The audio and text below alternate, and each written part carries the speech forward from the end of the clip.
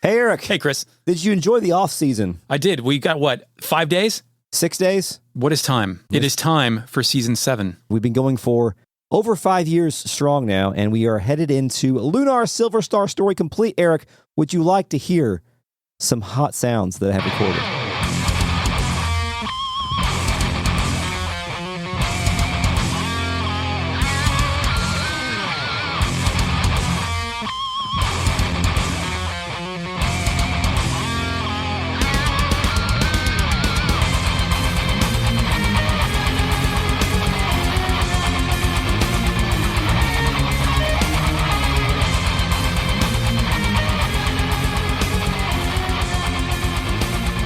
Welcome to Retrograde Amnesia, a comprehensive podcast covering classic Japanese role-playing games where we discuss them chapter by chapter, beat by beat. Welcome back to the podcast. It is now time for Season 7, where we will be covering Lunar, the Silver Star, and its adjacent pamphlet sets. Look that word up, Eric. My name is Chris. I'm joined by Eric. Hello, Eric. Welcome back to another season of Retrograde Amnesia. Thank you for joining me. Thanks, Chris. You're welcome. We're also joined by the RealNet, a collective of patrons who are listening to us record live on a secret video feed at patreon.com/retroam. We are also joined by the FakeNet, our post-production AI companion, who I am rebranding as a robot from the future due to the paradigm shift of public perception of the word AI. Initializing FakeNet. Hi there. You may remember me from podcast Key Art. I will drop in from time to correct these milksop rabble when they make a mistake or do not perform the correct amount of research. Well, we want to give a heartfelt welcome to all the folks who have been following this podcast for the past 5-ish years. Thank you for once again returning to discuss and enjoy and relive another Japanese RPG with us. And to those of you who have found us because you're seeking out Lunar Silver Star Story content. Content. Yeah, we can call it content. We produce content. We create content. Do people We're in the seek creator out, economy. Do people seek out Lunar content? There's plenty of Lunar heads still out there, man. I thought so. Everybody loves series that have been all but abandoned for the past quarter century. And to those of you who typed in Lunar Silver Star Story into iTunes or into Spotify and you found us, hello and welcome. In this podcast, we examine these video games chapter by chapter, beat by beat, as we say, going through every piece of dialogue, every piece of music, every boss creature, every relationship, all the ships. Previously, we have covered Xenogears, which took us 55 episodes. Chrono Cross took us 40-ish. Final Fantasy VIII. Suikoden 2, Xenosaga Episode 1, and our last season covered Final Fantasy Tactics. So if you're into those games, go back and check those out. But let us sally forth on to Lunar. Eric, how are we going to be covering Lunar? Because as many of us know, there are multiple versions of this game. So what exactly are we going to try to churn out here? Our primary focus is going to be Lunar Silver Star Story complete on the PlayStation 1. However, we are also going to be covering in less fine detail the Sega CD original and the PSP Lunar Silver Star Harmony, which is an iteration on Lunar Silver Star Story complete. And what are we going to do about the Game Boy Advance Lunar Dragon Song? Ignore it. Say fuck it? Yeah, I probably am going to play Dragon Song music over the RealNet sections just to get it in there somewhere, but we're not going to pay much attention to it. As Chris just said, we're going to go through the whole game chapter by chapter, beat by beat, except for these first 2 episodes. Ironically, will not be indicative of the general flow and content of Retrograde Amnesia. First, we need to spend time going over release information, development history, content cut from the game, promotional media, contemporary magazine reviews, hacks and mods, the whole fucking deal with working designs, and our own personal history with Lunar. Skip the first 2 episodes if all of that sounds tedious, but all of this stuff will inform how we perceive the game and talk about it in the future. It is the foundation built to support the rest of the season. We also spent a long time assembling notes for this, and I assure you I'm not just reading from Wikipedia. I read every interview I could find. Yeah, by the way, Eric, thank you for preparing this tome that has all this information for us. Eric has gone above and beyond this season to really churn out some research for us to cover this game comprehensively, because we like to do so. You could also title this entire section The Wild Saga of Victor Ireland. Victor Ireland is a name that people have visceral reactions to when you're talking to like other JRPG fans. Yeah, and it's positive and negative, and it's all over the place. And somehow, like when I originally played this game, read about this game, etc., I didn't really give a shit about the localization back then when I was a teenager. I knew it was special back then, and we'll talk about it in the memories section, but I disagree with that. I'm very excited to get into all the weird idiosyncrasies of the man known as Ireland. Release information. Lunar, the Silver Star, was first released for the Sega Mega CD in Japan on June 26th, 1992, and then 18 months later in December of 93 for the Sega CD in North America. Once again, apologies to Europe for missing out on yet another classic video game. Chris, what's a Sega CD? My cousin had one. Okay, is that your only definition of Sega CD? Yeah, that's all it is. What'd you play on his Sega CD, My cousin Chris? had one, and we played Sewer Shark. Okay, it came with that. And Model 2 did. We played Night Trap. Okay, another banger. Yeah, and we played Sonic CD. Oh, Sonic CD is actually a good game. Yeah, Sonic CD, good game. So that was really my only exposure to the Sega CD. I was a Nintendo kid. Well, what Chris should have said is the Sega CD was an attachment for the Sega Genesis. It bolted onto the thing. It could not act without a Sega Genesis. People perceive it as a failure, but I think there's a few hidden gems on that system. Maybe we'll look into them later on a future stream. Lunar, the Silver Star, that Sega CD original, was developed by Game Arts in collaboration with Studio Alex in Chiyoda, Tokyo. As we all know, the Silver Star was then published and localized in North America by the TurboGrafx specialists over at Working Designs. Lunar Silver Star Story Complete, the game's second iteration, first released for the Sega Saturn in Japan on October of 1996, and then again on July 4th, 1997, with an MPEG card-compatible version for improved video resolution. What the hell is an MPEG card-compatible version with improved video resolution, Do you Eric? remember when I gave you the Saturn, did you ever open the door on the back of it that had the CR2032 battery storage? Absolutely not. Above that, there's a slot for a video card, a literal video card. You insert it into your Saturn to give you like more than one postage stamp size resolution for your video playback. Okay. So Lunar got a version that had enhanced anime cutscenes with larger resolution that took advantage of that. Cool. A PlayStation port of that Saturn version would finally come to North America on May 28th, 1999, when it was published, rebalanced, and relocalized by, once again, Working Designs. Yes. Silver Star Story Complete wound up selling 223,000 copies in North America. It sold out its entire production run and was the third highest selling role-playing game of 1999 after. Chris, what are your guesses for which two games outsold Lunar Silver Star Story Complete? In North America? Yes. Final Fantasy VII. Do I get a ding for that?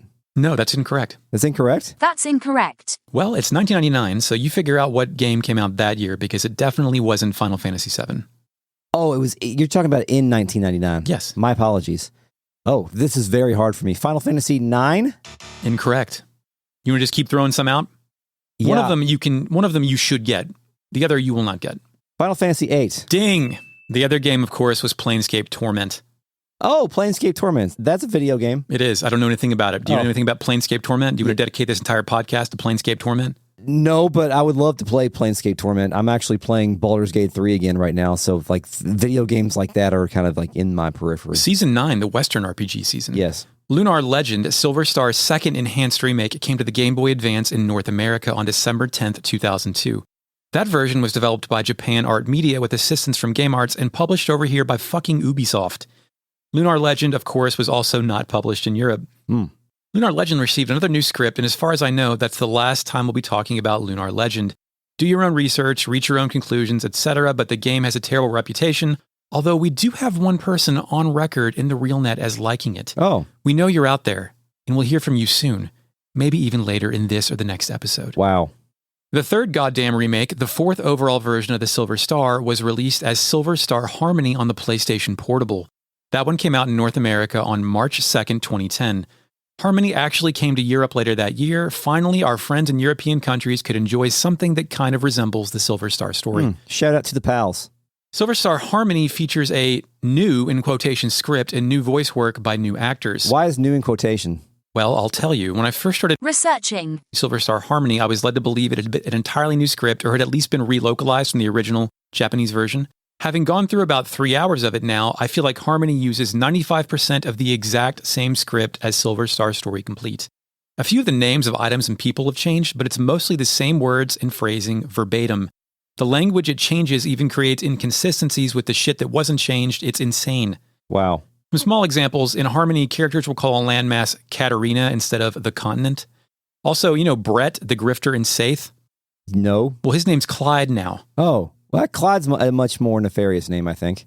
They've also, Clyde is definitely somebody who's going to grift you more Like, so than if Brett. you see a Clive and you see a Brett, you're probably going to go with Brett if you just want to have a good, peaceful time. Brett.com. Yeah. Also, a few of the less savory turns of phrase have been eliminated. Most of the changes are in voice dialogue in the anime cutscenes. The fourth remake, the fifth overall version of Silver Star, is a hybrid of PlayStation's Silver Star Story Complete and PSP's Silver Star Harmony, and it's called Lunar Silver Star Story Touch.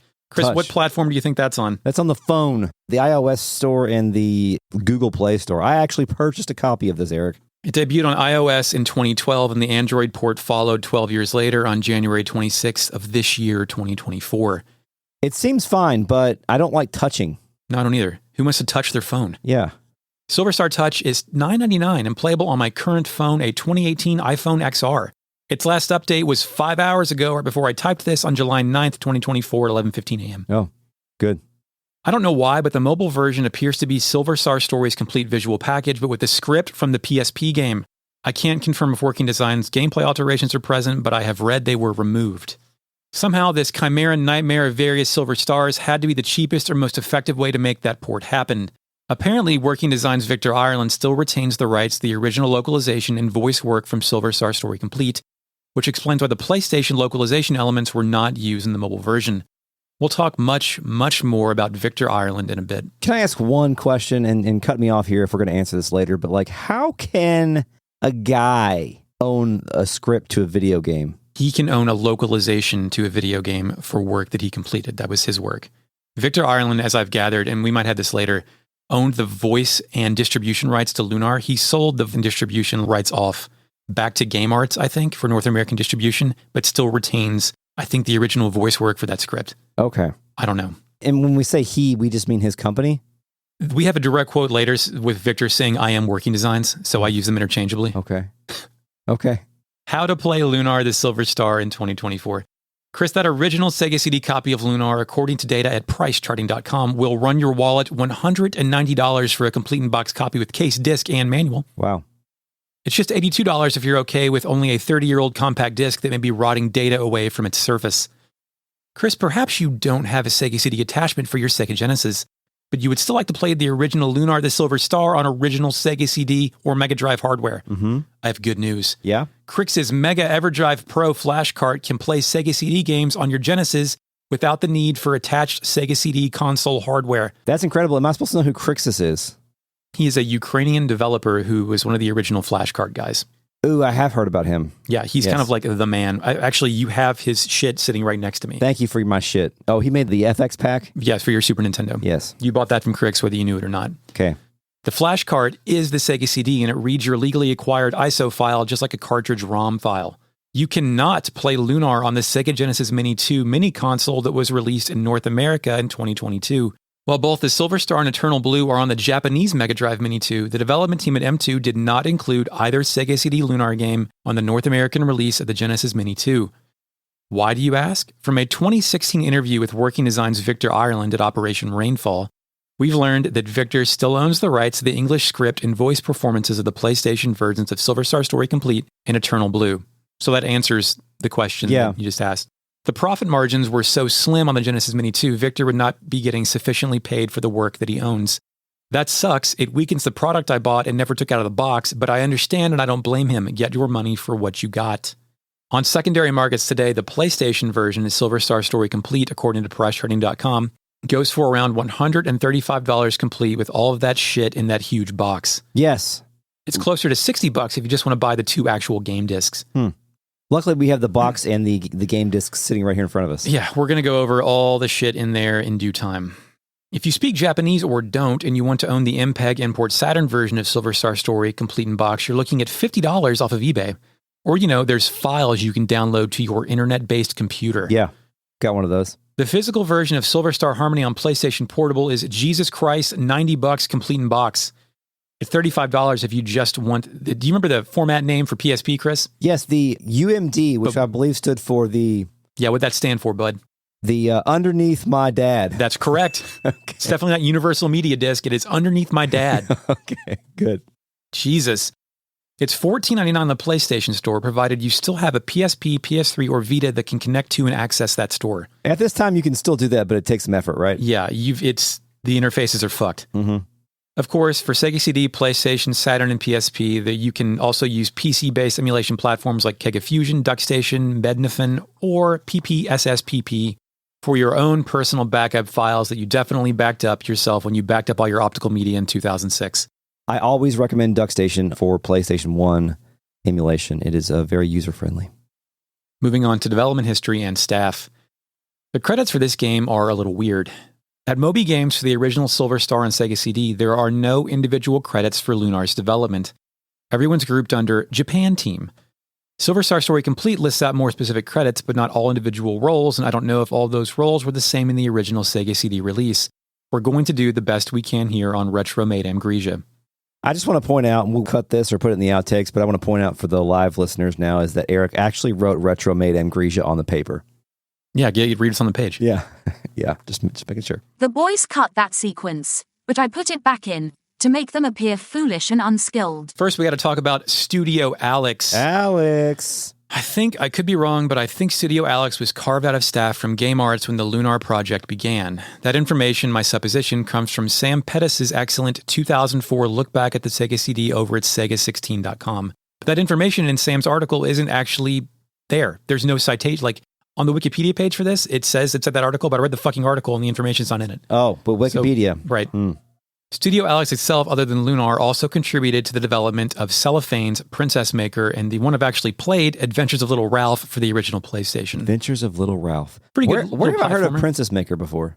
FakeNet, where has Chris heard of Princess Maker before? Initializing FakeNet. Princess Maker 2 Regeneration came to PlayStation 5 in August of 2024. And Chris does love social simulation games where the player must act as a parental figure and raise a young girl. So what happened with Studio Alex? I can't find many sources that I would categorize as the absolute truth, but it appears that Studio Alex went over time and over budget on developing Lunar's Game Gear game and then porting that game to Sega Saturn in the mid-90s. There was like a multi-year series of court cases and lawsuits brought on by Game Arts that collectively bankrupted Studio Alex by 2003. By the way, that Game Gear Lunar, I think it was localized. It wasn't localized, but like can be translated as Magic School Lunar. Yeah. It's a side story. It was co-developed with a company I had previously never heard of. Do you know that company's name, Chris? No, I don't know that company's name. Air Guys. God bless the ring. There was a fucking company named Air Guys. Wow. So the only hearsay source I can find on what happened to Studio Alex is by the poster Alex Hero in January of 2009 on something called lunarthreads.com. Alex Hero detailed and then speculated about the public notes from a 2003 Japanese court case between Game Arts and Studio Alex. The poster summarizes it with, when producing the Saturn version of Silver Star, Game Arts made a contract about how much to pay to Studio Alex, but no contract was made when producing other derivative works. So Studio Alex started a lawsuit against Game Arts, contending an infringement of copyright. In the meantime, Game Arts counterattacked against Studio Alex, contending that Studio Alex didn't finish producing Magic School Lunar Saturn version before the deadline. Therefore, Game Arts had to ask other companies for help and spent more money, about 75 million yen.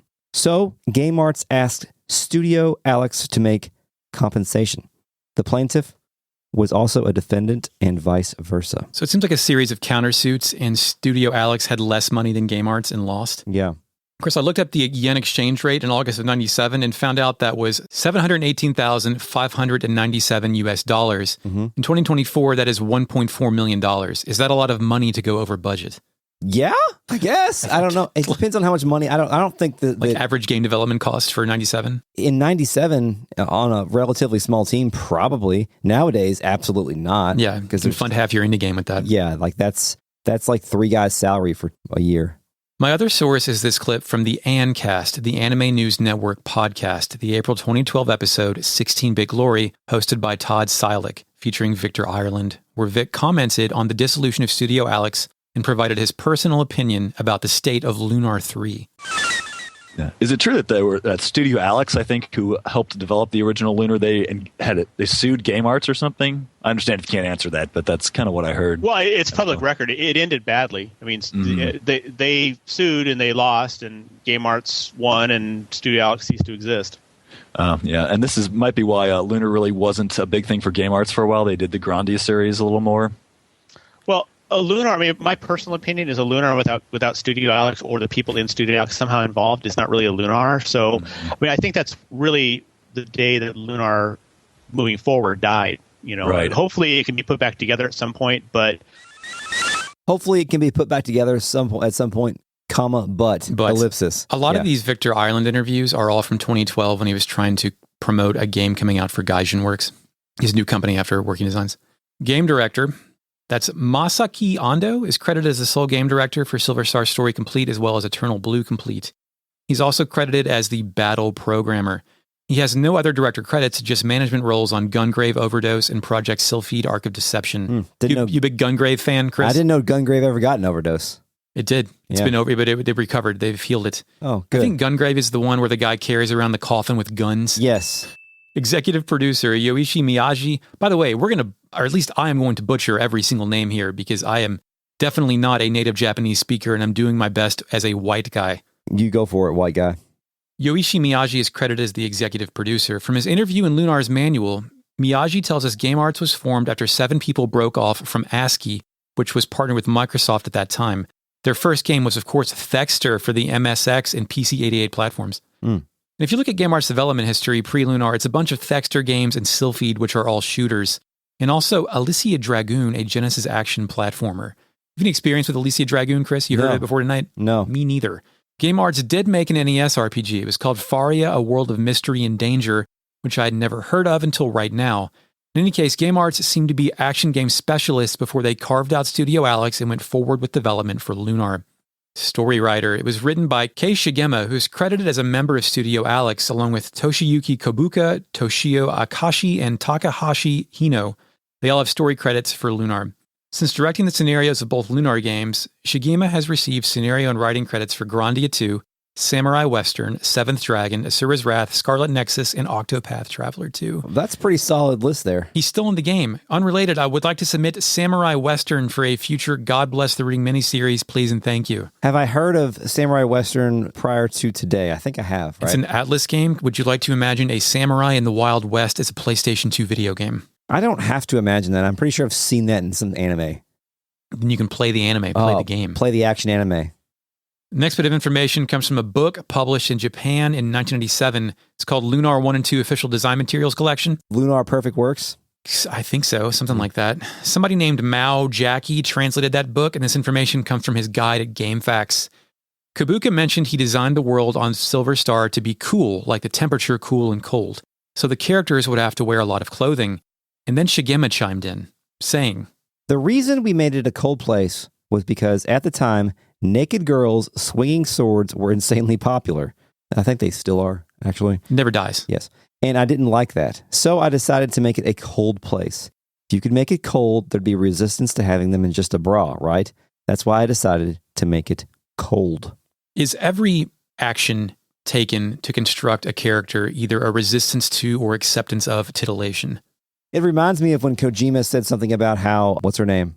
Meryl. No, not Meryl, from 5. No, I didn't play 5. The naked girl in 5. Quiet. Thank you.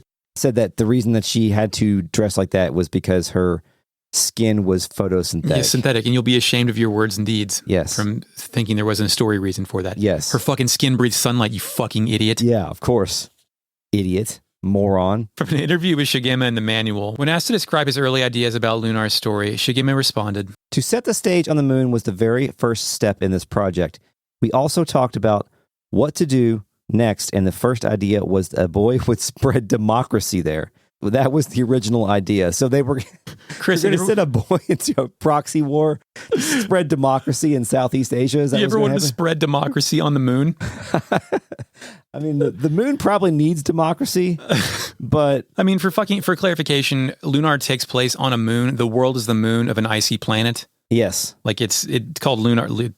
Yes, yeah, yes, the Silver Star. I think the main game director is Ryushiro Hasakawa. His only real credits are both Lunar Eternal Blue on Sega CD and Silver Star Story Complete on Saturn and PlayStation.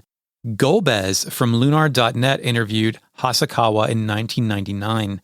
When Golbez asked Hasakawa what his role in Silver Star Story Complete was, he replied, "The basic script was written by Mr. K. Shigama.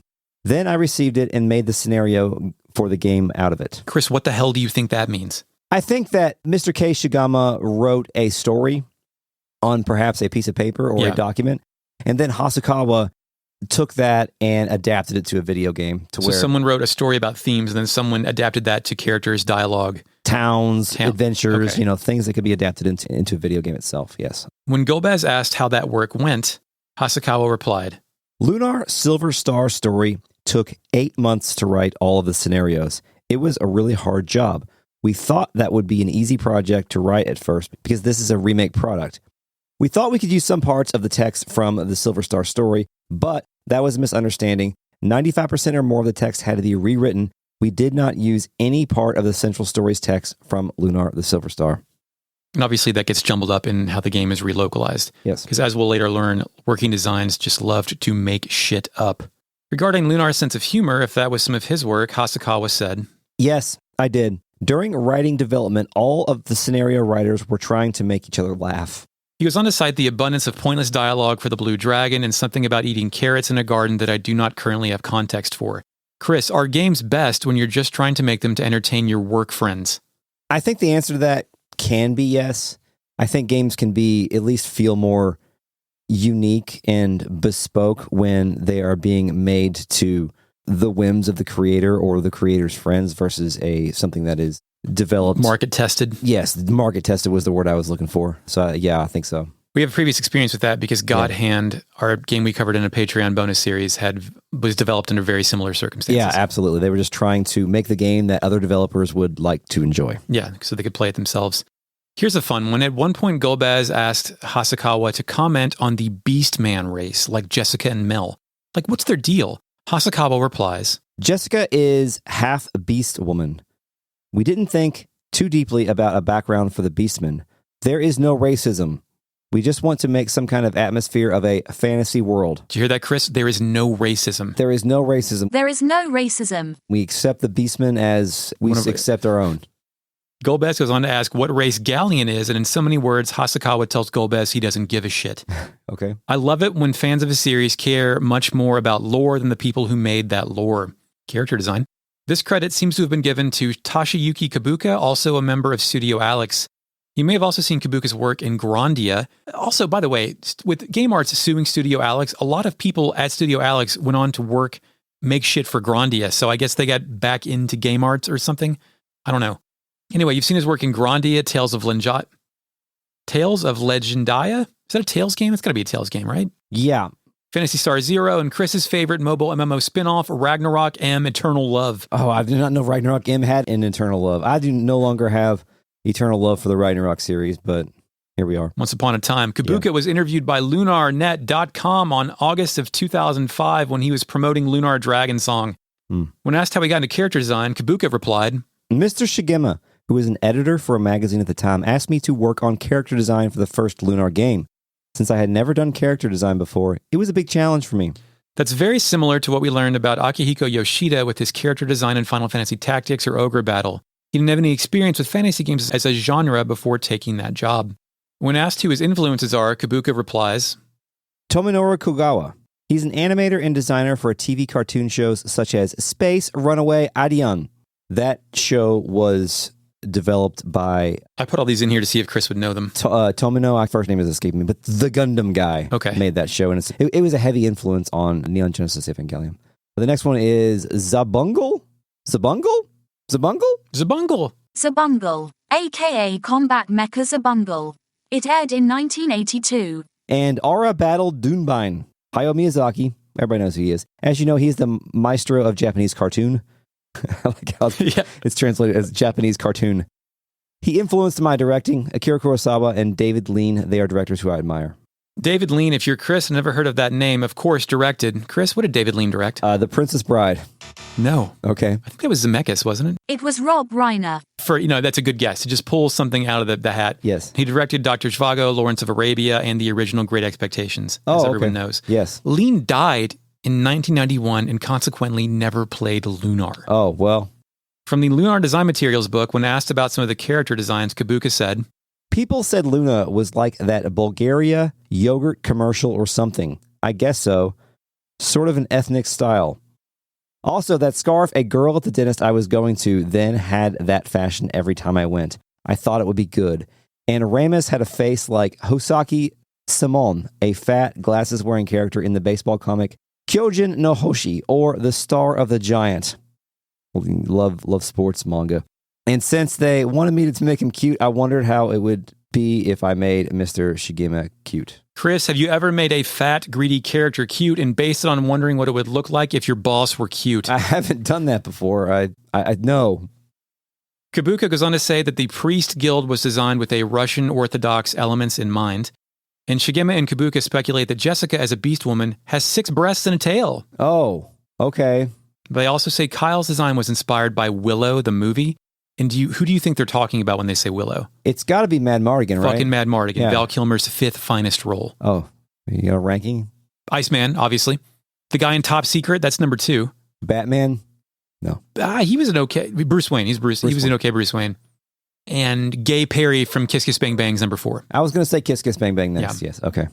This next quote is from an interview with Kabuka and the manual on page 81. He's asked about specific information with the characters he designs. He kind of just says he gets inspiration from magazines and people he passes on the street, except for one specific instance.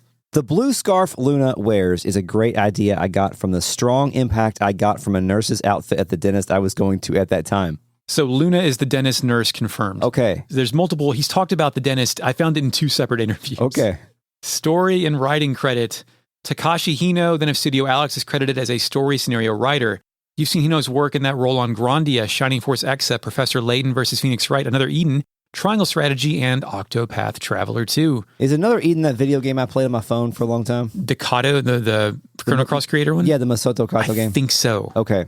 If not, the fake net will correct you. Okay. Initializing fake net. Crisp is correct. Masato Kato is listed as a director for Another Eden, and Crisp played that game for a long time on his telephone. Music, the soundtrack is primarily credited to Noriyuki Iwadare. You've heard Iwadare's Hot Sounds and Zero Wing. Mm-hmm. Chris, why is Zero Wing famous? All your base are belong to us. I Ding. think I said didn't I say main screen turn on earlier? Yeah. Okay. It's just been incorporated into our lives. Motherfucking Parasol Stars, Grandia 2, Super Smash Bros. Brawl, Smash 4, Smash Ultimate, and Oda Media's excellent, everybody's favorite Xbox 360 titty shooter. Titty shooter? Titty shooter. Which, remember, Game Arts co-developed at least Brawl and Smash 4. Galeon1 of Lunar.net interviewed Iwadare in April of 2003 when he was promoting his then new album, Ingmar for the Beginning. Okay. Galeon1 asked, much of the story in Lunar is emphasized by the music. What do you think about the effect of music in Lunar games? Does this affect your composition of the music? And Iwadare replied, I spoke to Mr. Kubuka about how we should set the music for the animation scenes, and I composed the music for each of the scenes. I think my music is applauded by the spectacular direction of the director. It is very important to adjust the timing of the interval when the music starts and ends. When it comes to this interval, Lunar has this perfect timing. I couldn't find any good quotes from this guy, and that one, while not really making any goddamn sense, I think may tell us something. I see what he's going for. Yeah. Like it could all flow together endlessly. You can listen to it on loop, I think is what he's saying. When asked which Lunar track was his favorite, Iwadare replied, This is a difficult question to answer because I liked every track. If I pick one track, I like Eternal Blue, Everlasting Love, because I like the scene of Lucia crying and smiling at the same time. The music is for this scene. That's from Lunar 2, but, whatever. We had to get his answer. Isao Mizuguchi is also credited for music. He's interviewed in the English manual on page 55. This goes for the Japanese voices, but here's Mizuguchi's response when asked about the voice casting process. With the voice attached to the character, it can become very sexy, and you can almost smell the person. The image of real human beings spreads into everybody. At that moment, we gain a sense of reality. Chris, at what moment do you gain a sense of reality? And is it sexy? I think it's when I smell a person, actually. It is funny how most of these interviews are probably translated by an amateur or machine. Well, this was in the manual. Really? This Okay. This is from the giant black book you've got right in front of you. Oh. But still early days for localization. Yeah. Mizuguchi also apologizes for the low sound quality of the songs. I'm paraphrasing, but he complains about how much their computers suck, how they had to reduce the sample rates, and how they'll do better next time. In Victor Ireland, in some interviews, will also mention the music quality or lack thereof for Lunar Silver Star Story Complete. Yeah. Localization. Yeah. Localization. In North America, Lunar the Silver Star and Lunar Silver Star Story Complete were both localized by Working Designs. Mm-hmm. For this section, I want to stay focused on the localization work and not Working Designs' beloved packaging materials, which we'll get to later. According to a company profile on the old Working Designs website, which I'm paraphrasing, Working Designs was founded in 1986 in Redding, California as a partnership between programmer Todd Mark and venture capitalist Sylvia Schmidt.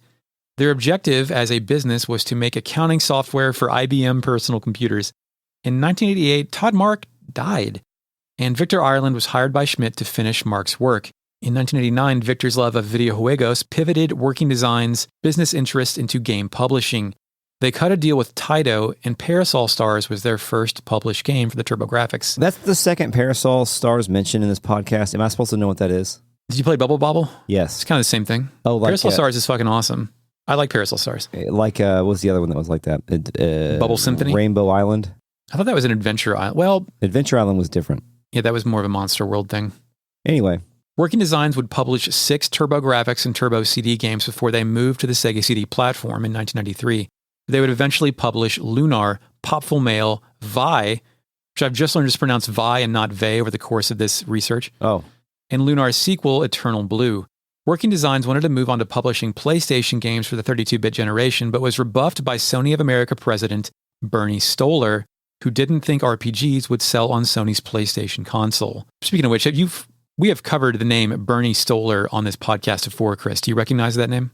Yes, but I don't know where. Why? You got an item in Panzer Dragoon Saga called Stellarium. Oh, yes. He was president of Sega at that point. Gotcha.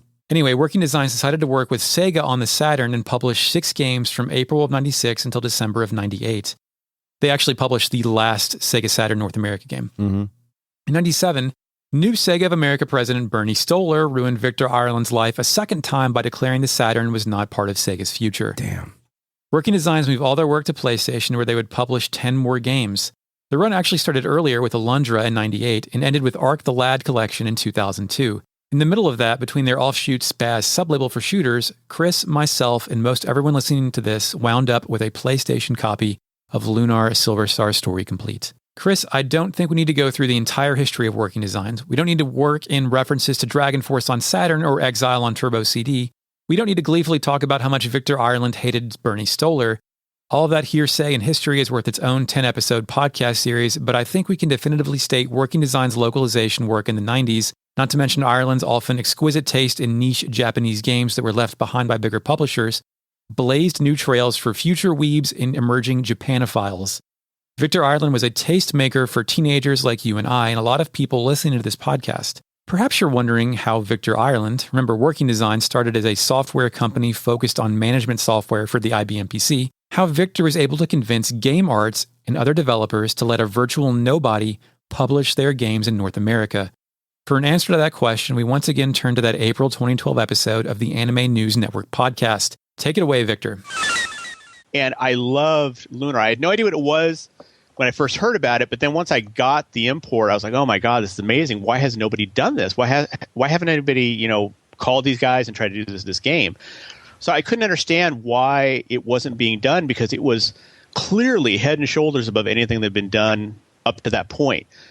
And so again, I went back to my nerdy fanboy guy and cold called the Japanese company, and called them, Eigo hanashimasu, anybody speak English? Give me some English, and eventually got in touch with the assistant to the president, and then went back and forth with fax, asking to do the title and trying to convince him to do it. And he politely declined the first time, he politely declined the second time, and then the third time, I found out later that he said the reason he agreed to meet was because he's like, who is this guy? He will not give up. And that was my thing.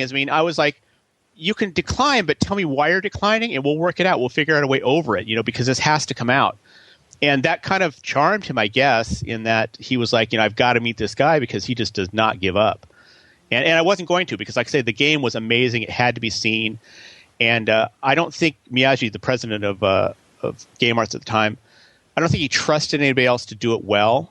And then once he met and kind of saw how, I was frothing at the mouth, how crazy I kind of was, and how into the project I was, that sort of fear was allayed. And he's like, okay, this guy can can probably make a good go of it. And, we did a great job with that, I think.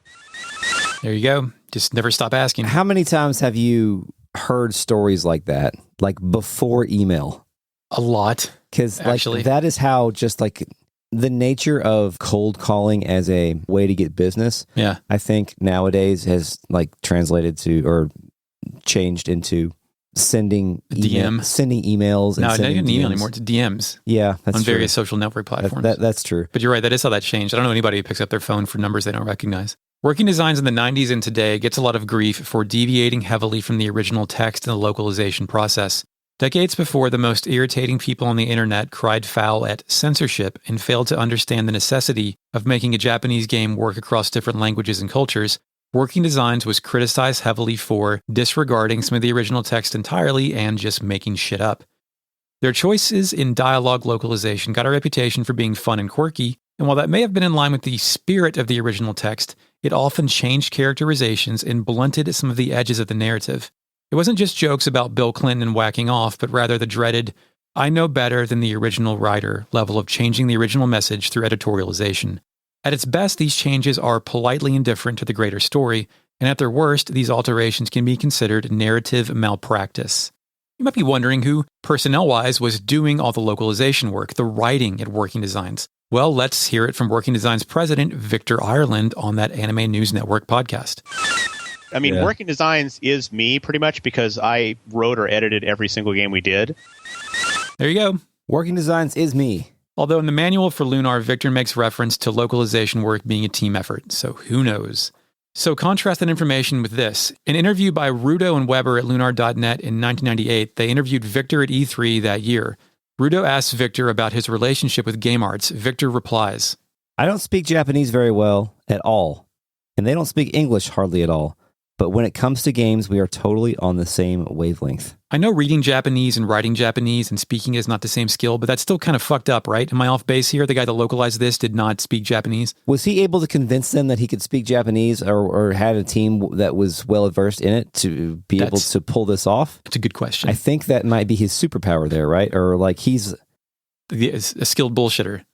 Very charismatic. He's kind of like Tommy Tallarico. Oh God! Like not in all the bad ways. Yeah, that Tommy not the Tallarico sinister is, shit, but just like the way that, like in terms of creating a brand for himself and becoming that persona and just having people believe it. A lot of people are good at that. I mean, one of them used to be a president, right? Right. So that is just one of Victor's skills there, it seems. In another life, Victor would have founded the Fire Festival. Yeah, but I mean, I think the difference between that is like the Fire Festival and adjacent kind of things usually happen because of gross incompetence. Oh yeah, that too. Whereas I think at least with the example of Lunar, I don't think anyone was necessarily incompetent, but there were a lot of people that were sort of flying by the seat of their pants, not necessarily knowing what they were doing. Yeah, just fuck it, ship it. Yeah. Silver Star Story's localization is not ideal, but I do think it's important to keep in mind this was the 90s. Localization was, at best, functional, and outside of Earthbound, strong and effective video game localization did not really exist in this era of console gaming for role-playing games. In my heart of hearts, despite the puerile text and functional disrespect of the original author's intent, I firmly believe Victor Ireland was doing his best, or what he thought was his best, to get Working Designs games to sell to profitability in North America. It's not like he was trying to shit all over these games. He either genuinely loved them or just thought they could make money, neither of which would encourage him to botch the localization for sport. Of course, my estimation of that localization is based on memories from a quarter century ago. Maybe I'll replay Lunar now and call for Victor Ireland's head to be mounted atop the grindery. Maybe I'll think it's as rushed and terrible as Final Fantasy Tactics or both Suikoden games. But right now, the most reasonable take I can find is that in the 90s, Victor is one of the few people in the localization business who put care into his work and either didn't have a publisher breathing deadlines down his neck or just didn't mind taking the necessary time to see it done to his satisfaction.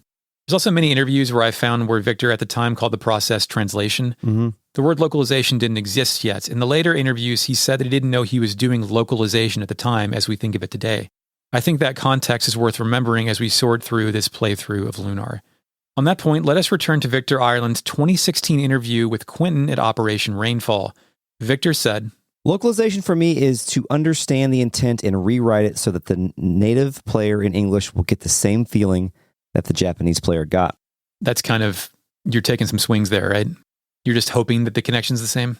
Yeah, I mean, I don't know if there's a way to scientifically do that. Yeah. I think what he's just trying to do is just get to ascribe an essence to the dialogue versus, try to capture the same essence. Yes. In that Operation Rainfall interview, Quentin pointed out that what Victor had just said was consistent with what Victor had said on the making of Lunar Eternal Blue disc 15 years earlier. Again, this is from the Eternal Blue special materials, but I grabbed that clip that he's referencing, and here you go. Our philosophy of translation is different than virtually anybody else out there because rather than do a literal translation, we try to do the translation, find out the spirit of what was said, and then write in that same spirit in English so it feels natural. So that's kind of what I was just saying, right? Yeah. Like to make it feel natural. Although I think what he's saying there, I think is betrayed knowing the fact that there were certain things that were just changed. Kind of fucked. Or kind of fucked. Yeah. Just made up and just changed characterizations. I mean, is it possible that stuff that was made up was done in a situation in which they had to get some shit done? This game was delayed so many times. Yeah. Like maybe we don't know. I don't know the answer to that. Because it feels like in the rushed localizations that we've seen to this point, or the localizations that we assume are rushed based on the output, it seems like a lot of those are simply direct translations with like not a lot of editing. Yeah. And also they're translating like Excel files with no context for what they're seeing on the screen. Whereas it's a possibility that in the cases of a game like this where they're just kind of throwing shit in there, they're doing it because they don't have time to translate it. Yeah. Doing their best. But just a guess. Back to that Operation Rainfall interview. Victor goes on. I think most RPG fans especially hate when you play a game and have no connection to the characters. I don't care about these people. I don't care what they're doing. I couldn't care less if they die. You have no connection to them because the words do not have any emotional resonance. And they might have in the Japanese, and they might not have. There is some really bad writing in some Japanese games too. Laughter. But if there is good writing and you do a straight translation, you're going to miss the emotional component of it, and you won't feel for the characters. At that point, I was still calling it translation, but really, I didn't know that it was just localization, that what we were doing. And so that's a thing. What I try to shoot for is something that has an emotional resonance with the player so they really care about the character. And in most of the RPGs we've done, that's pretty successful. You do care about the characters you're playing. Chris, is it more important to gain characterization through the spirit of these characters and how they may slip into American culture in the 90s rather than try to understand them through the lens of Japanese culture in the United States in the 90s? I would imagine anime went through similar struggles, and I want to hear your take. Yeah, the famous thing from anime is like the jelly donuts from Pokemon. Instead of pork buns or whatever. There were some sort of Japanese food, dumplings or something. But what I think here is when I'm reading his quote, I'm thinking about how Victor has perhaps elevated himself to a position that he's not worthy of. Oh, yeah, that's a great... Do you know what I'm saying? Mm-hmm. It's like... He can't be the arbiter of taste. There is something to be said for the art of localization. You do have to be able to translate the dialogue and then edit it so that it can be properly digested by the target audience. And it's just stuff with like syntax too, just how the words are arranged. Yes. You might have to take an idiom from the Japanese language and replace it with an idiom from English in order to get the point across. And I think that Victor here is going one step beyond. Like, he is becoming the arbiter of like what is emotionally resonant. Yeah. I don't think that's his job. I think it's his job to allow the target audience to consume the dialogue in a natural way.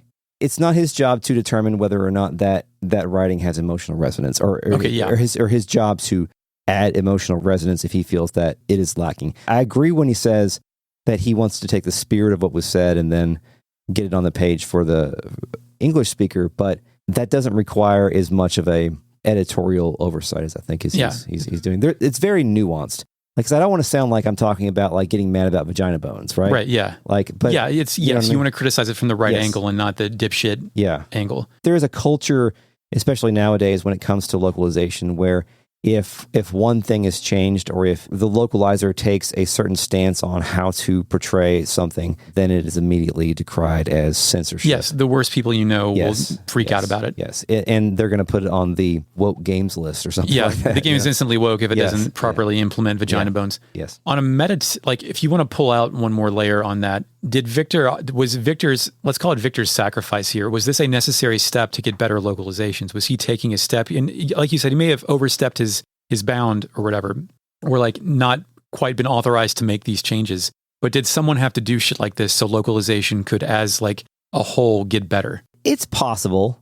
It's possible because the game itself, as it turned out, is very readable. Yeah. Do you know what I mean? It flows nicely. It's easy to talk to NPCs and feel like you are getting something, whether that just be a feel, a vibe, or there's a warmness to it. Information. Yes, there's a warmth to it. That's a good way to say it. So I don't think that it's a complete failure. At least I haven't played as much as you have to this point, but I don't feel like it's a failure. I feel like it is perhaps. Yeah, I mean, a sacrifice might be the way to do it. I mean, there are other sacrifices made in the localization industry, like the sacrifices of Richard Honeywood on Xenogears, where he just like had to fucking do it, right? Yeah. He had to get it done. And I think, and you know, for as much flack as that localization gets, I think it turned like it still came out with personality, right? So there's a lot of things that were happening in this industry that I think had to happen. And, you know, I guess I would accept the argument that maybe this is one of them. Okay, so that deals with the working designs localization changes to the text. When we start the next episode, we're going to kick off with the gameplay alterations that working designs made to Lunar Silver Star Story Complete. Gameplay alterations? What are you talking about? They altered the gameplay, Chris. That doesn't happen anymore, does it? Do you want to have multiple memory card save slots? Well, they gave it to you. Oh, thank God. Okay, good. Well, before we do that, as we do ceremoniously at the end of every episode, we consult the RealNet. Initializing RealNet. Hello, RealNet. Thank you once again for joining us on this fine evening of a podcast recording session. Let's read your comments and see if they're good or bad or in between. Cal L says, I'm a patron specifically for the japes and general tomfoolery. We love japes around here. Jungle Jape specifically. Yes, I guess. Fine. Dragonzord says, did you guys think you would still be doing this 5 years later when you started? No, if you want the abridged version, the origin story, this entire podcast started as a wouldn't it be funny if we did this joke on Twitter? Yeah, to do a Xenogears podcast, but it just kept rolling. So no, absolutely not. I thought that we might be doing something, but... Was I looking for another part-time job? No, but I got one. Need says, I can't imagine they did so many podcasts putter out after a year or two. Yeah, podcast burnout is you can do it. Is a real thing. It's incredible this has gone for 5 years, honestly. It is. More so for Chris than myself. Why? Oh, just because I'm fucking busy. Well, because you have to manage 2 humans. Yeah. I have to manage 2 cats. Yeah, that's true. We make it work, and Eric does a good job of lifting me out of the fucking ditch whenever I need to be lifted out of the ditch. This is no shovel. Yeah, like this is that. I mean, that all of this this entire episode was written by Eric, and that is Eric's. I have more free time than Chris has. Active of pulling my carcass out of the river so we can get some episodes done. So, and one thing that helps prevent burnout is like to know that people are listening.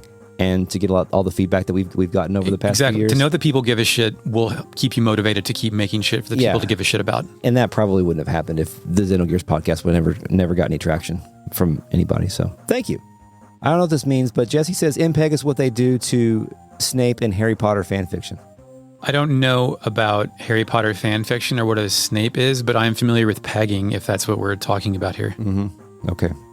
Snape is an Alan Rickman. They pegged Rickman? I guess. Okay. I mean, he's dead, but, Jesse says the craziest PSP change is that the lyrics to the opening song are completely different, but the melody is the same. Yeah. Yeah, that's well done. There's a lot of stuff like that. Like, the characters all have anime intros, and their mouth flap isn't changed, but they say different shit. Yeah. This is a visual gag, but we'll call attention to it here. Jesse says the sentiment, how can a man own words, sounds like the first notch on Chris's own radicalization meter. Oh, that's pretty good. Like, speaking of radicalization and just like thoughts of dire things, I remember the moment in which I pulled my phone out, like reading the news, like during COVID, and it was about like how, was it her name Kelly Loeffler, the senator from Georgia? I have no memory of this. Okay. Well, it was about how she like sold stocks or something about once she found out about COVID. Yeah. COVID.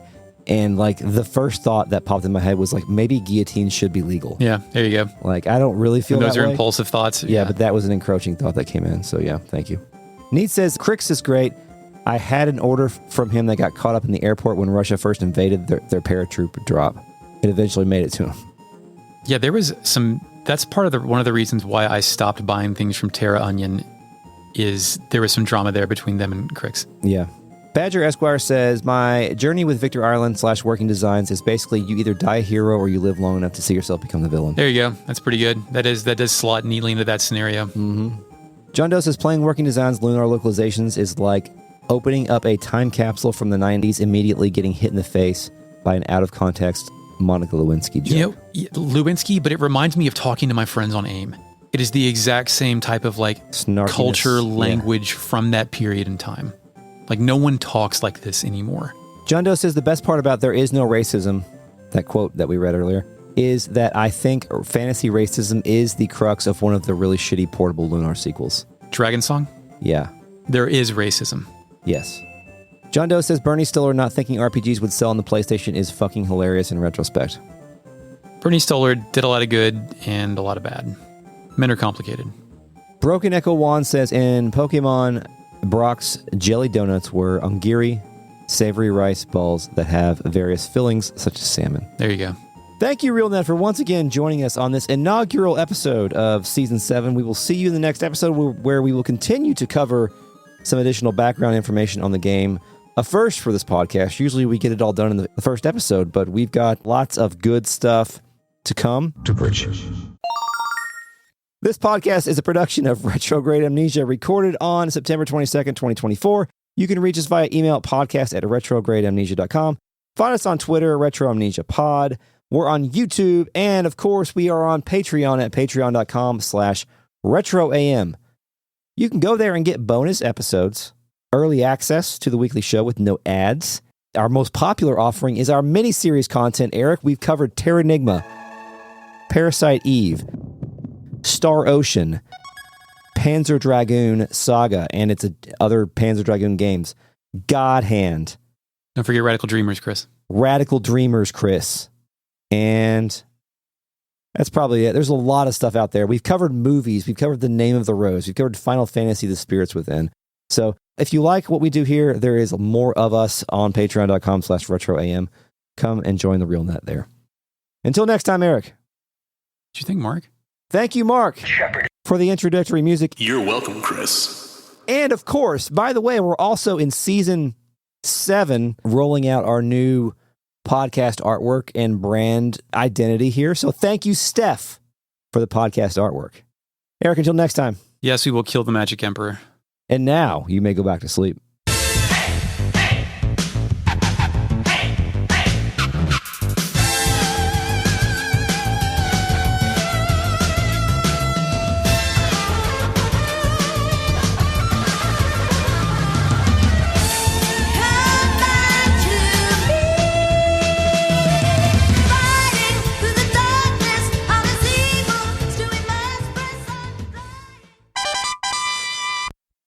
Welcome to Retrograde. God, voice crack. Dong. Doing. Covering the video game Lunar Silver Star Story, complete, and its adjacent.